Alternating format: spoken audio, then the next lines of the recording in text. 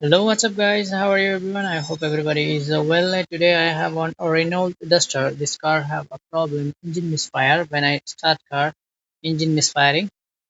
So, engine light is on.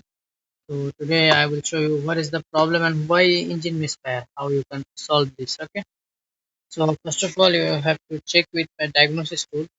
First, I test with my diagnosis tool. I got called in engine misfire cylinder 4. That's the problem. So, we test start car.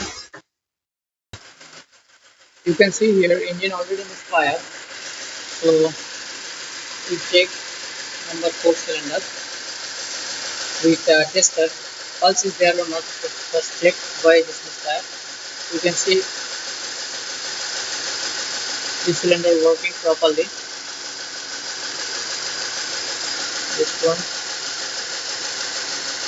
number 2 also working. Number 3 also working. And number 4 not working. See, there is no pulse. That's the problem. That means ignition coil and everything is perfect, but this cylinder computer didn't give any pulse for this one. That's the problem. So we have to repair engine control module, because engine control module inside have a problem. They didn't give pulse for ignition coil. That's the main problem. Okay, thank you.